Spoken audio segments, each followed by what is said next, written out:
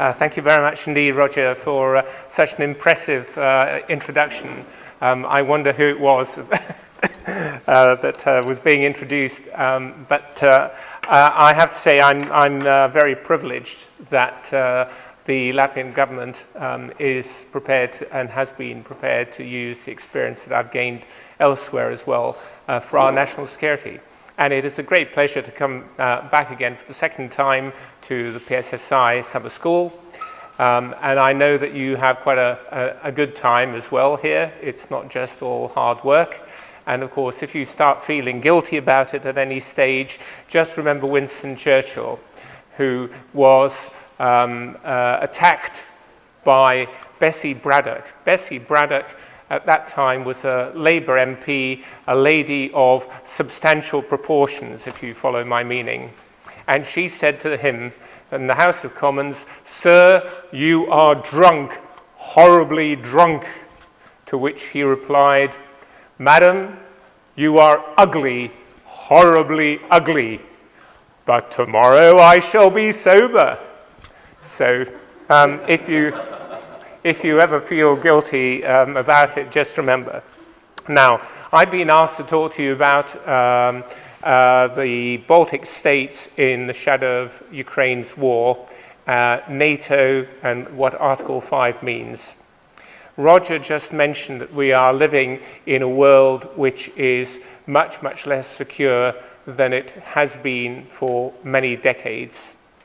And one area that he didn't actually mention is the southern flank. And I think I'll just deviate from my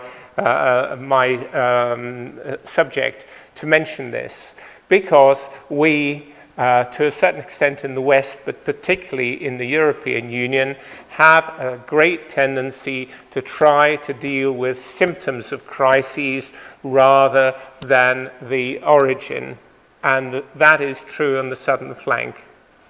If we were prepared to put up with 18,000 refugees being drowned on our southern border because they wanted a better life, and because we, the European Union, had decided to reduce our search and rescue capability, well, what sort of European values are those?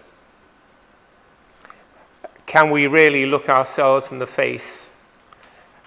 Are we in a position to really think hard about what we're going to do about refugees? And I find it very difficult to talk about this, because my parents were refugees taken in by the United Kingdom, incidentally after the US and Australia refused to have them. And Latvia is finding it very difficult to sell to our own people 250 refugees, simply because we were heavily Russified during the period of Soviet occupation. But that's not the point. The point is that we are looking at the symptoms. And what is the cause? Well, let's just look on the other side of the Mediterranean. Starting in the West, we find that from not only Libya, but Tunisia is now being destabilized quite deliberately, and it's finding it very difficult to maintain its border. It is shaky. Libya has completely gone down the tubes. Nobody knows what's going to happen there. Egypt is at war, at least in the Sinai Peninsula. We all know what's going on in Iraq, Syria, Lebanon, and all the way east to Afghanistan and Pakistan. In other words, there is nowhere between Tunisia on the west and Pakistan in the east that is not at war to some extent or other. And we in the European Union are sitting here blithely worrying about how we're going to deal with a few refugees, when in fact this tsunami is going to hit us sooner or later, and we have got to prepare for it. And on top of that, if we think it is just a matter of Islamic ideology, it's not. Global warming means that the Sahara Desert is moving north year by year. People have got to live somewhere. Where are they going to live? What are we going to do? What is our long-term plan? I mean, these are the sort of questions which you guys are going to have to answer during your lifetimes, because Roger and I will be gone by then. Right, let us turn to the Baltic States and Ukraine. First of all, I trust that you have heard of the Gerasimov doctrine. Valery Gerasimov, who is the chief of the General Staff, that's better, thanks. Chief of the General Staff of the Russian Armed Forces. Have you heard of the Gerasimov doctrine? No. Okay. The Gerasimov doctrine, put very simply, is what we tend to call hybrid warfare, what the Russians call nonlinear warfare, or new generation warfare.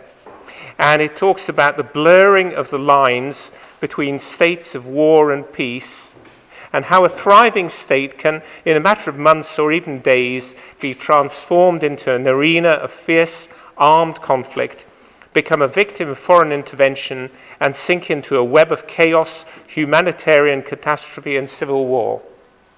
Well, if anyone was in any doubt that this might happen, and remember, Gerasimov is talking about what might happen to Russia. He's not talking about what Russia is going to do to other people, other countries. But very often, if we look at Russia, that is the way that it works. They're talking about threats to them and actually using those methods against others. But if anyone was in any doubt that this could be done, we have seen it in Ukraine. Ukraine is a real problem. And that's why it is also important to look at the Baltic states and compare and contrast. Are the Baltic states in the same position as Ukraine or not? Because after all, we're all part of the Soviet Union until just over, 25 years ago. So, first question to answer, is new generation warfare working in Ukraine? Well, it is all to do with Russian perceptions about their place in the world. And Russian perceptions, of course, are molded very much by their media, and in particular by the power vertical and Putin himself. He actually believes in all of this stuff about Russia and her proper place in the world. And the way to do this was through incremental steps. First of all, the customs union, with Belarus, Kazakhstan, and Ukraine, and then the Eurasian Union. And the idea, of course, is that the Eurasian Union without Ukraine is like a three-legged stool on two legs. It won't really work. Putin said in Valdai on the 19th of September 2013, words to the effect that the Russians and the Ukrainians are one nation but two states. They belong together, and it's not just an economic issue. Well, when the Ukrainian Maidan and popular will forced Yanukovych to flee, that was a direct threat to Putin himself. Because if one part of this joint nation can kick out a corrupt dictator, well, it doesn't take a great leap of imagination to see that the other, under certain circumstances, the other part of this nation might also take it into their heads to start doing something about the power vertical. And we saw the beginnings of that in 2011-12, and that's why, since then, repression has been the order of the day. But what has happened in Ukraine? Well, first of all, Crimea. The Crimean operation, from a military perspective, was an outstanding success. It is not just military, it is to do with PSYOPs, it's to do with SIGINT, it is to do with what the Russians call Maskirovka, and persuading the Ukrainians that their general staff don't care about them, their leadership don't care about them, they're not giving them any orders, when in fact they're trying to, but these are intercepted by the Russians and changed in ways which suit them. And they took Crimea without a shot being fired. Bloody good. Having got this far, and having had to do something to show that if you overthrow a dictator, then it will all end in tears, they went one step too far and embarked on the Donbass adventure. And the Donbass adventure, if we're honest, is an absolute disaster for Russia. They thought that they would get the support of the local population. That support is very half-hearted at best, and now they've got themselves into a mess, into a muddle from which there is no easy way out. Because if they go forward and try to make this land bridge from Donbass through to Crimea, then that means using Russian armed forces, proper armed forces. It means costs because there will be increased sanctions. Everybody will agree to that because that is a deliberate escalation and the use of Russian armed forces outside Russia's borders, which would not be deniable.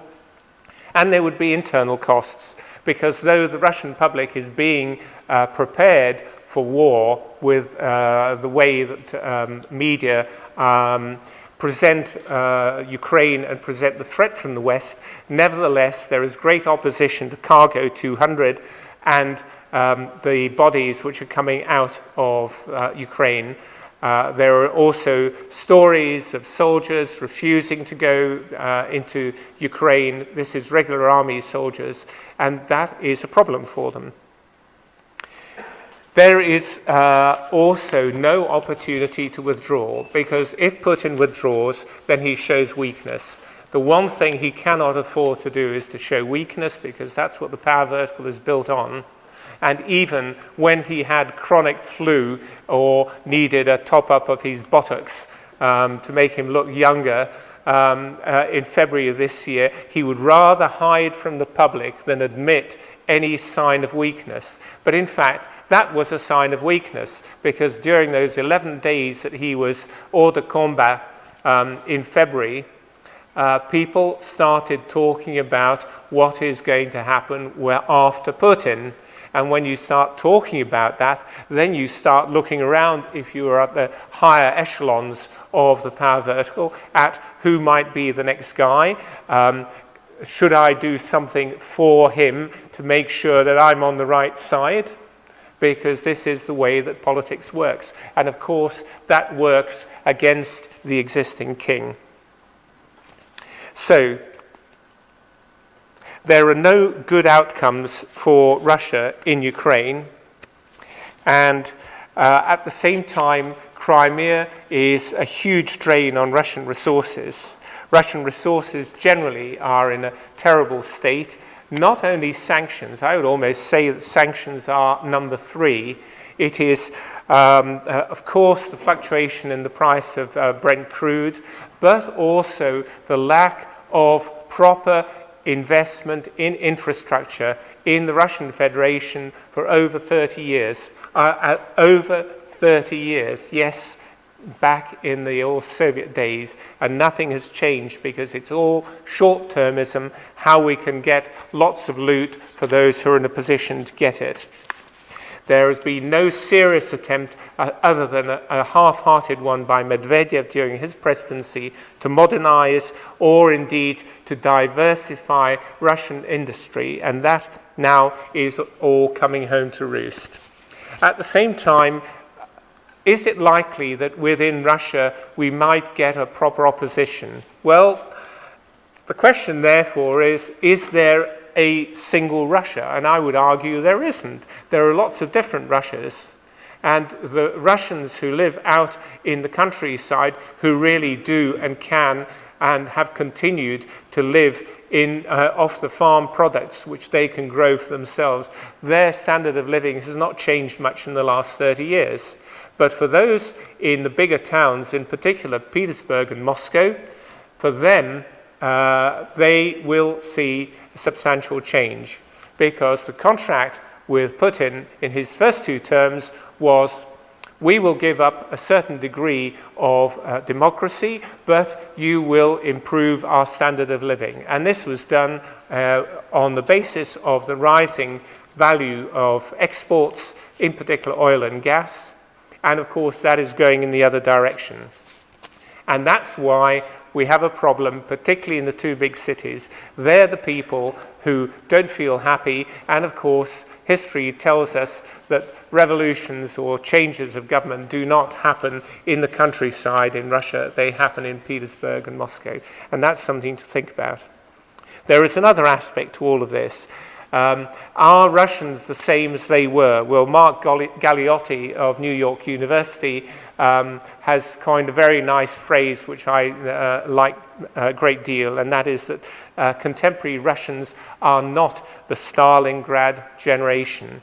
And I think that is something to bear in mind. If you've got used to the way of life that we in the West have, and that for many people is available and has been available in Moscow and Petersburg, then you don't want to give it up to go and lay down your life for something which has no great ideology. But we can return to that if we have time. So, Baltic states. I would say that we've been faced with soft economic and hard challenges. Russia continues to see and has continued to see NATO as an enemy, and the expansion of NATO, they do not understand. They think that this is NATO deliberately expanding. They don't understand what we know in the Baltic states or people here in the Czech Republic know, and that we were bending over backwards, doing everything possible to persuade NATO to take us in, because we were worried that there could be a change in the posture of Russia, which initially was very supportive of, for instance, Baltic independence. But what has changed is that while NATO is such a threat, the European Union has become an equal threat, and it is arguable that the European Union is a greater threat than NATO, because the European Union offers an alternative model with the rule of law, with property respected, with all the things that we are used to in the Western world, which do not happen in Russia, where the power vertical decides. And the power vertical goes down a very long way. And the local people, as in the very good movie Leviathan, that is the way the power vertical works. And that is very attractive. And that's what the people of Ukraine wanted. And that's why it was so very, very, very dangerous for Putin to allow Ukraine to go in that direction. Now, what are Russia's intentions vis-a-vis Ukraine and the Baltic states? Well, with Ukraine, Russia wants Ukraine to be the smaller brother, which desperately wants to stay with the bigger brother Russia and will remain loyal to it and be part, as I said, of the Eurasian Union. Baltic states are different.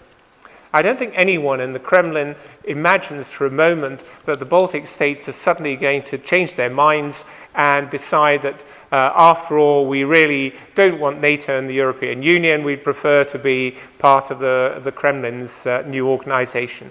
Not very realistic at all.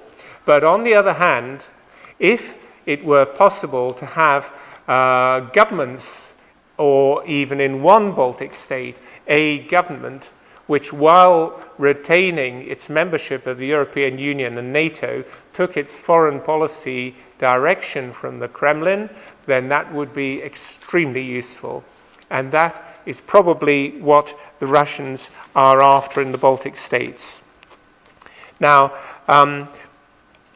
the alternative to this is that if the Russians are really pushed into a corner, as Putin has sometimes talked about the time when he cornered a rat, and as a boy, and the rat eventually turned on him and attacked him. And he's never forgotten this. And he also considers that if Russia is pushed into a corner where the power vertical has no alternative but to play its final card, which is the military card, then there is only one way in which they can succeed, and that is to show that Article 5 of the Washington Treaty does not work.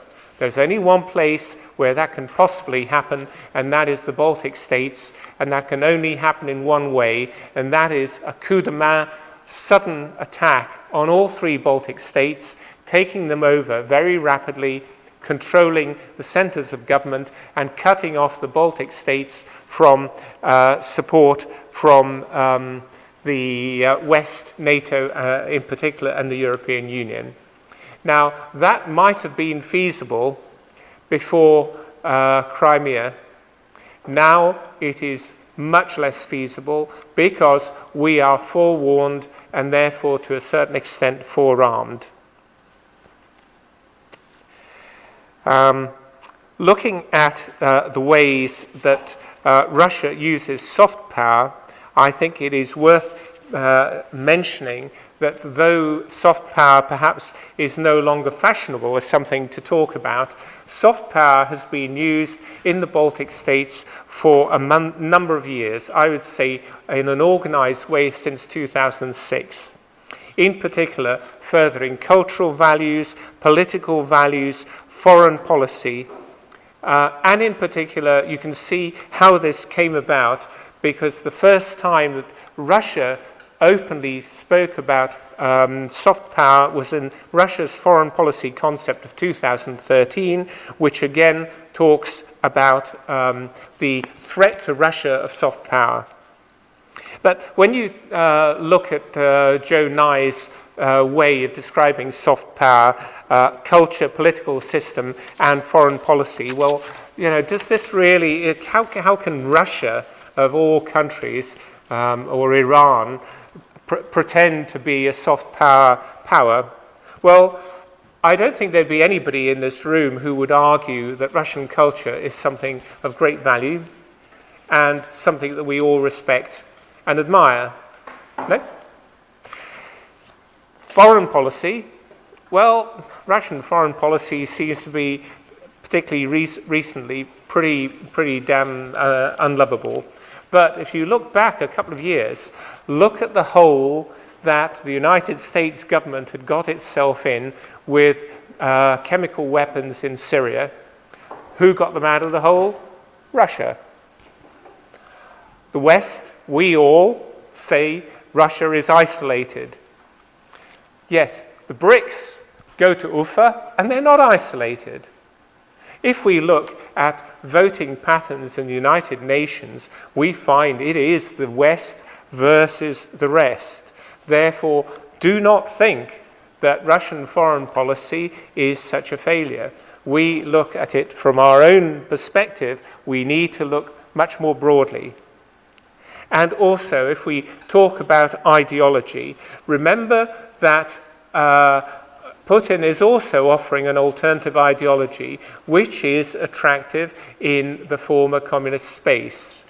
It is basically, we are against the LGBT, and if you carry on like this, all your daughters are going to be lesbians. I mean, that's fundamentally the message. But there isn't anything more. It is harping back to the values of history, of the Great Patriotic War, of the past, militarism, and so on. Whereas the EU at least offers prosperity, democracy, equal opportunity. United States, freedom, individuality, and opportunity. Even China, an alternative economic model and a chance to work. Or the old Soviet Union, the utopia of a social equality and a workers' paradise. There is nothing concrete that the power vertical is offering in return. It is only the victory over Nazism and a messianic appeal to traditional values. It's not enough. At the same time, there is a definite attempt to show that we in the West are hypocrites. it is shown through the way that we are weak, degenerate, post-Christian, that we've given up all the old traditional Christian values.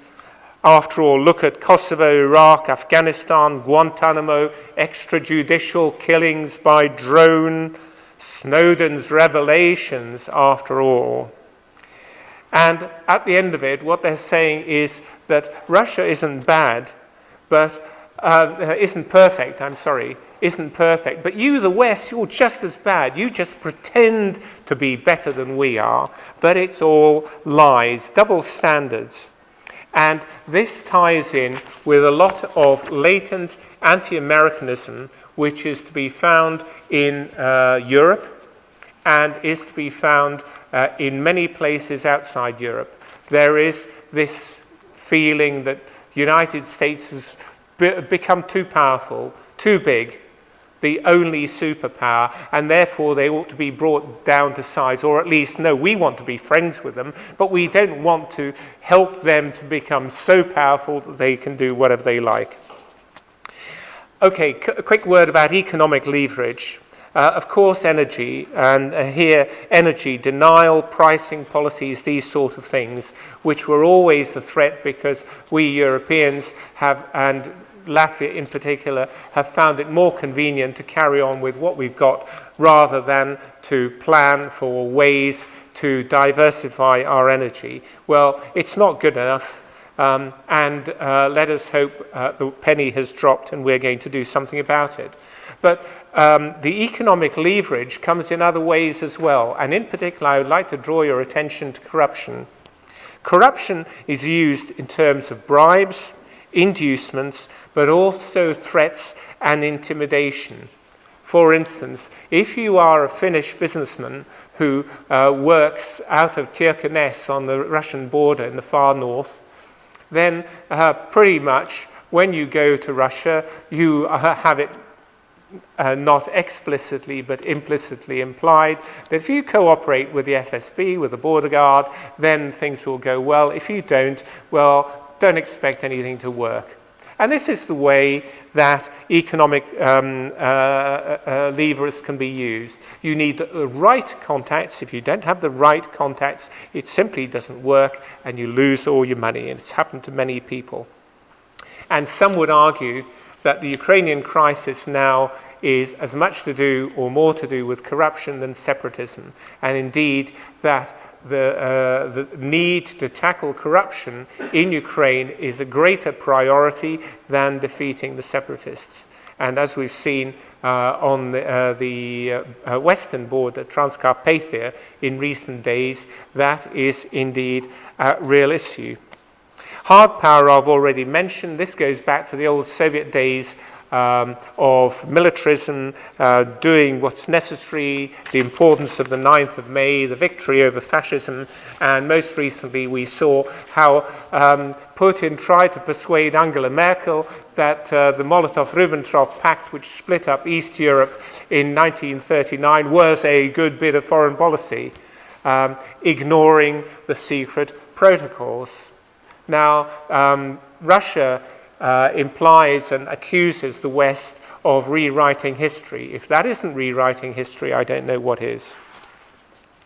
Huge rearmament, we should have seen it coming. We should have seen all of this coming because it started in Estonia in 2007 with the cyber attacks at the time of the move of the bronze soldier and carried on in Georgia 2008. I hope many of you have heard or read of Ron Asmus, who died a few years ago. He wrote a superb book on the Georgian War, and it's called A Little War Which Shook the World. Well, it is a superb book in every way except for its title, because it bloody well didn't shake the world. It should have done, and as many commentators have said, the Western world collectively pressed the snooze button and had to wait till Crimea happened suddenly to realize something's happened, and the intelligence community hadn't warned anybody that this was going to happen, though the preparations were there to be seen. Right, Baltic States. I'll take 5 minutes more. I'll finish in 10 minutes. Baltic States. Are we really threatened? Let's have a look at geography first. Why didn't NATO really want to take the Baltic States in? Why was it that United States pushed hard to get the Baltic States in, together with one or two Western European allies, and the majority were... because it is argued the Baltic States are militarily indefensible. On the west, you've got the sea. On the right, you've got Russia, Belarus, and Kaliningrad. Now, the total length of the border of the Baltic States with Russia, Belarus, and Kaliningrad is more than 1,500 kilometers. The total length of border between the Baltic States and NATO is, can you guess? 103 kilometers. And that is the bit of Poland and Lithuanian border which is between Kaliningrad and Belarus. Now, clearly, if there's going to be a war, the first thing that happens is the Kaliningrad corridor and cutting off the Baltic states from land support from the west. And then there is the so-called threat from the expression you should know, A2AD,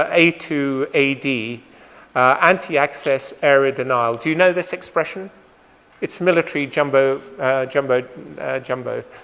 but it means that you use equipment to prevent a reinforcement of an ally. It was primarily thought about in terms of reinforcement, particularly to Taiwan, to a certain extent Japan and South Korea, if China were to attack, or North Korea were to attack. But it means that you send an Iskander missile onto the airfield, blow up the runway, scatter missiles all over the place, and the runway's unusable. And there aren't all that many places that you can land and so on. And area denial by sophisticated use of S-400 and similar very good next generation air defense weapons, air supremacy, ground-based weapons. It has been argued by some very clever people that if Russia were to go the whole hog, then they would borrow Gotland, which is in the middle of the Baltic Sea, place S-400 and Iskander-M on Gotland, and in that way dominate the whole of the North Baltic Sea and prevent NATO from being able to reinforce the Baltics. Actually, from a military point of view, it sounds feasible, but it would require the technological know-how of the United States as well as the organizational capability of the Germans to put this together. I don't think that the Russians are in a real position to do that. But it's a threat, and we think about it. Now, there is also the fact that we have a huge military superiority in Kaliningrad and on the border. If the Baltic states were to be militarily defended, then that would require the sort of effort that we put into the inner German border during the Cold War. Nobody's prepared to do that, and the threat just does not justify it. At the same time, there are a number of other things that are going on, and in particular, information warfare.